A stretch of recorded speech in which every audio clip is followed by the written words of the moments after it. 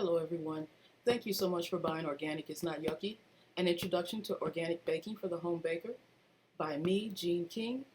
I am also known as Cooking Mean Jean, and again, thank you so much. Today we are making my favorite cake thus far, sour cream pound cake. I've been making this cake for over 10 years. I love this cake. It's wonderful. It's really simple. It's 2 parts to it. But let me get to the ingredients first and show you guys how much it costs, and everything is really simple. On the left side, we have baking powder. We have lemon juice, Himalayan salt, all-purpose organic flour. We have vanilla. We have cane sugar. And in the middle, we have butter, eggs, and sour cream. Now on the left, the butter is, you see it in the bowl there, it costs $1.50 to $2 depending on when I bought it. 40 cents for the sugar for the first part. Butter, or the egg yolks, are about 15 cents. Then we get to the middle where the flour, baking soda, and salt. And then the sour cream, vanilla extract, and they're mixed together.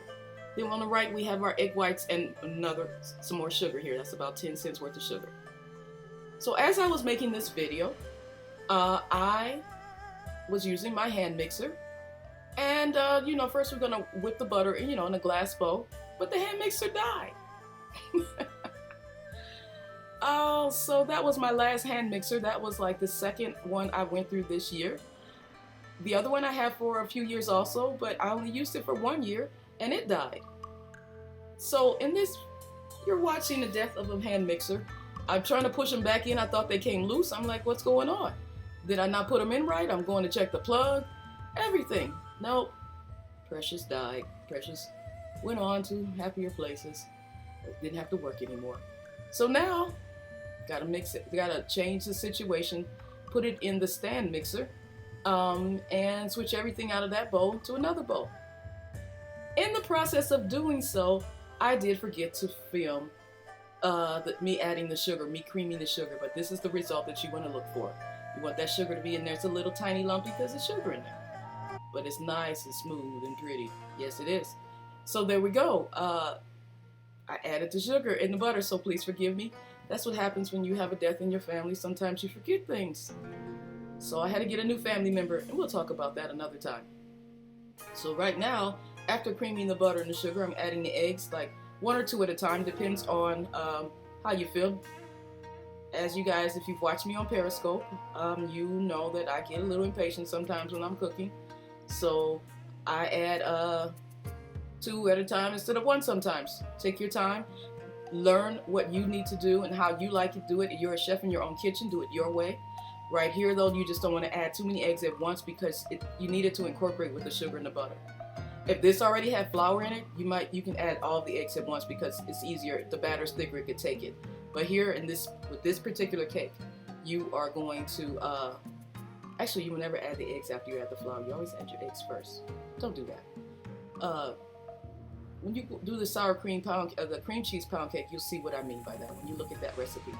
So right here, we're adding the eggs, the end of the eggs, getting that pale yellow color. It means that we've done it right. We've got the sides scraped down real nicely. Nothing sitting up there that's not incorporated, like a total different color. You want to have everything incorporated. So now I'm mixing my salt, my baking powder, and is it baking powder or baking soda? All my dry ingredients together. And with my flour, my all-purpose organic flour. Organic flour is good for you because it doesn't have bromate in it.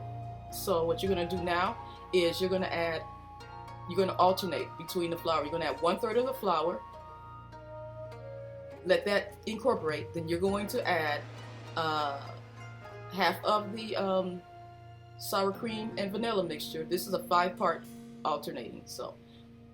And this is building structure. You're building, it's a chemistry class really. You're building the structure of it. You don't want to add all, in this particular recipe, you do not want to add all dry and all wet at the same time. Not for this one. When you get to that cream cheese pound cake, if you've not seen that video already, you understand what I mean. That one does not alternate. But we're going to let that alternate right now. Just let that go. See, you don't want to overmix that flour either. You just want to add it just enough and do more with your hand than your mixer does. If you can, do more with your hand than the mixer. So now I'm going to add half of the sour cream and vanilla mixture.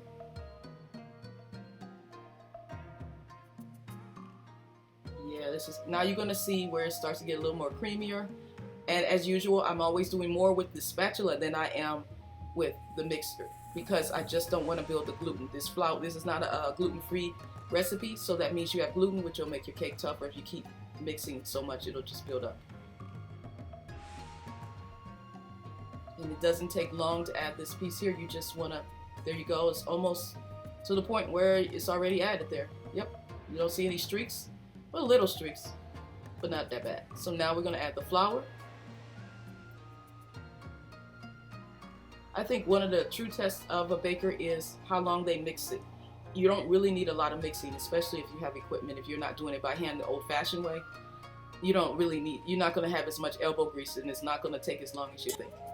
So now I'm about to mix in that second part of flour and add the last part of the sour cream.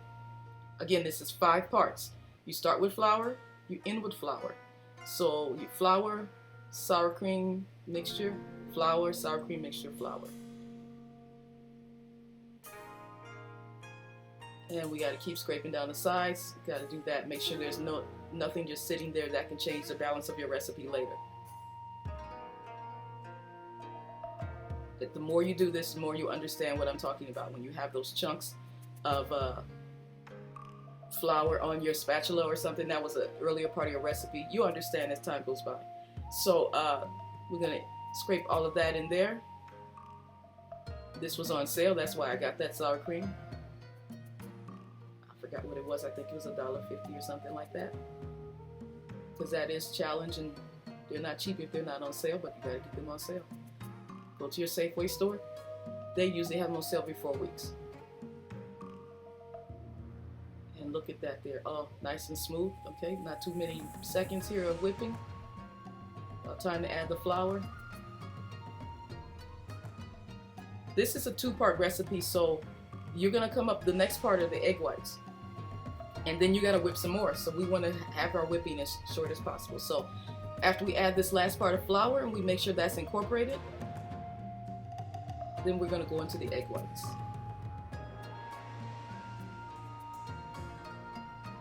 Look at that batter. Oh, that's good stuff right there. That's good. That's really good. After you've made this or watched this video and made it as in time that I'm making in real time, you'll see that how it is. It's so smooth, and you know when you've not done it right or done it, something's not right. You'll know if you forgot an ingredient or something like that. You'll know it won't take long. This is a very simple recipe. It'll be something that you'll probably use for the rest of your life. I'm very serious with that. It is that simple a recipe, and it tastes so good. I use lemon juice with the egg whites. You'll see that coming up. That's for the acid. You can use cream of tartar, and people will still think it's a lemon pound cake. And you're like, no, it's a sour cream pound cake. But they'll think it's lemon, even if you don't use lemon juice for your acid in your egg whites. Ah, look at that. Oh, that's just wonderful. See, I love cake batter too, so I gotta, that's why I cook for other people. I have to feed it to other people, otherwise I'll eat that cake all by myself. Yep, I scrape everything off, you guys, because I have made mistakes where I've left too much food on my spatula. And then I had to mix again and made my cake tough. That's how it should look, you guys. Nice and smooth. Pale yellow color, very pale. Very pale. I'm getting off that extra food on the top of my you see there's some more unmixed batter there, so that's all that is. And now it's time for us to put the egg whites in. Or make the egg whites, I should say. So these egg whites have lemon juice in them right now, and I'm just frothing them up a little bit. And I am adding the sugar now, which means it's going to take about 5 to 7 minutes for these to get to the peaks that I want them to be at. So this is what it looks like when you have when you're just add the sugar and the bowl is turning.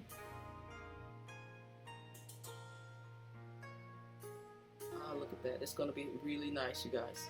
It's going to take a moment. I did leave this in real time because I want you to see how long it takes. I like it when people do cutaways and they finish the product, but this is something you need to see. If you're new to making egg whites, or you want to make sure that yours look the same as mine, this is how long it takes. This is literal time.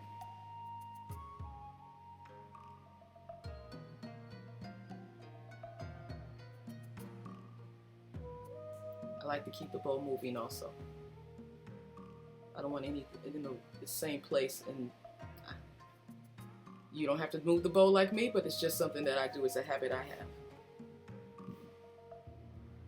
And yes, you can make egg whites with the beaters that I'm using. You don't always have to use the whisk attachment on your mixer. I find this goes a little faster and better for me. That's why I use, for this particular mixer, I use the beater. And it didn't come with the whisk attachment. I got that mixer for $8.69 at the Kroger store in the clearance section. This little small bowl, I'm only going to use this for making egg whites because it's such a small bowl. But for $8.69, I'm good with it. Just a few more minutes.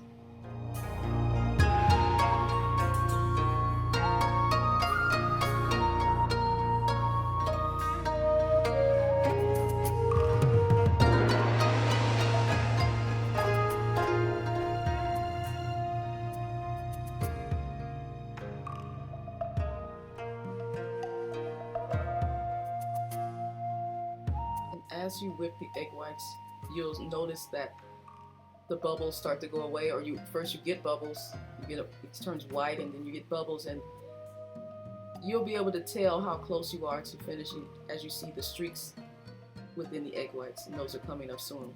The beaters will start to make streaks, and it'll be so pretty. Look at that, the little bubbles are going away.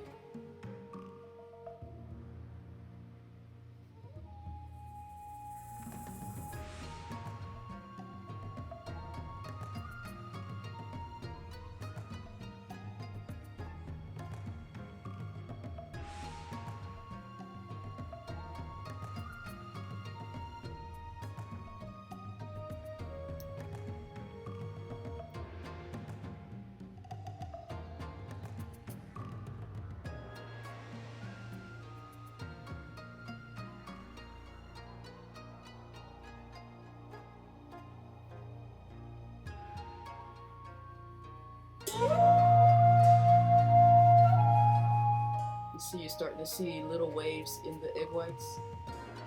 Yep, there's progress. That's good.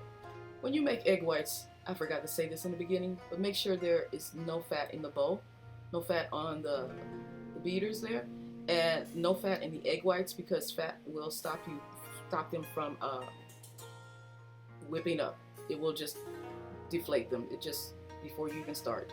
So make sure there's no butter, no oil, no egg yolks left over in egg whites, that no grease on any of the equipment you're using.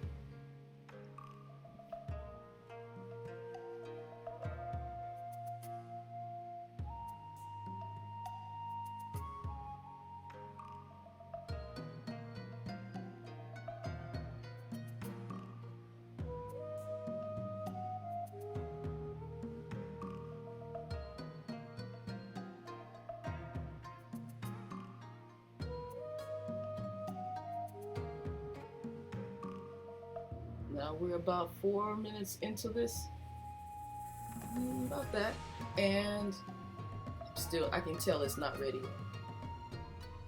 yet. This is going to take about 6 or 7 minutes. But look at that, when you turn the bowl, you see it start to kind of cave in a little, how it's holding its shape. Oh, that's beautiful, look at that. Oh.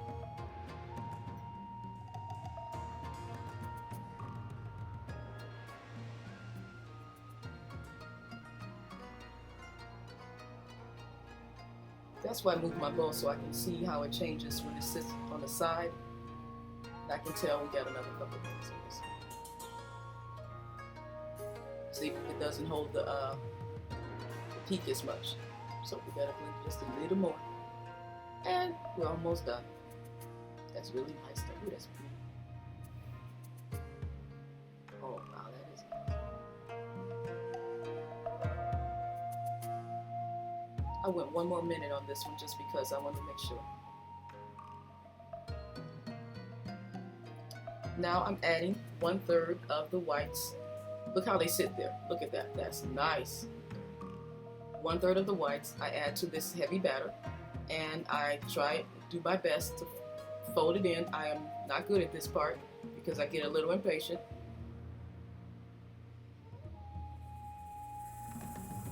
This is when when you have a stand mixer,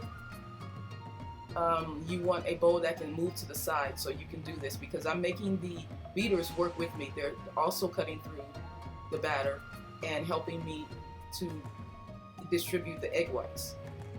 And you make sure my equipment works with me and for me.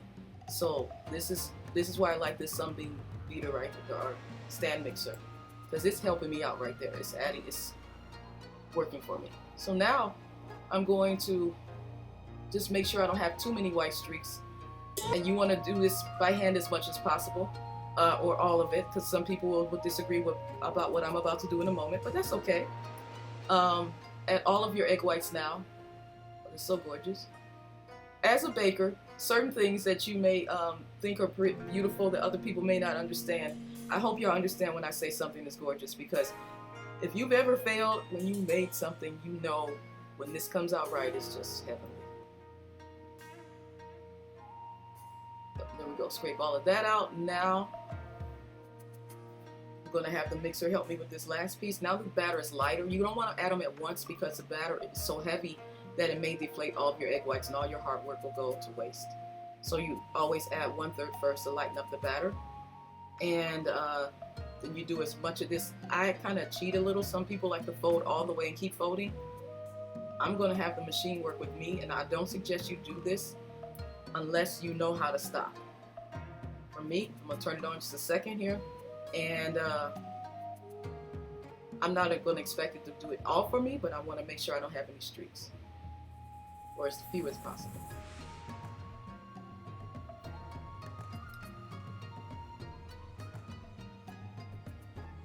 Pay close attention to this and don't give it too many seconds here. I don't even suggest 30 seconds. You see how quick that was? Now I'm going to do the rest and fold it myself. I just wanted it to incorporate better. I wanted to see less white. So now I'm cleaning everything else and making sure everything is good. And it's about time for us to put this in the pan.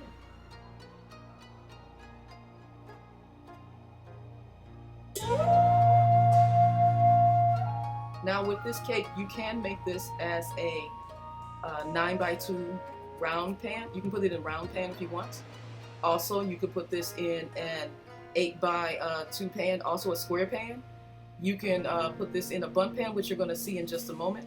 I'm saving those pieces there, those beaters, because I am going to lick those. Yes, I am. That's part of my chef thing. I have to taste my batter to make sure it's good. So anyhow, I have a pan. I did not grease this pan because it's a newer pan that I have, and the nonstick is, well, it works well, so I did not put any added oil to the pan. I didn't think it was necessary, and you will see later on in a moment when it comes out, it was not necessary. Because this is a newer pan, you may have to add butter to the sides, just like I did on the cream cheese pound cake. If you watch that video, you may have to add butter to the sides. This pan, like I said, is newer. As you can see, it's in very good shape. And also, when my other pan that I have, it is a smaller pan than this, and it can't take this whole batter. This is a lot of batter. So you have to have this at least no higher than 1 inch to the sides, because it will overflow in the oven. So this one is big enough, it can take it. But the other pan I've had it overflow in the oven before. So look at that, that's really nice. I put it on a sheet tray just to protect it, because that's my precious and I can't have it being burnt or darker than I want it to be. Look at that. Beautiful, beautiful, beautiful. Thank you guys so much for watching. I hope you enjoy this. Please make this as many times and add different vanilla extracts and fruit extracts. You're gonna love it. It's the favorite cake that's my favorite cake, y'all. Thank you so much. I'm Cooking Mean Jean. I will talk with you later. Bye-bye.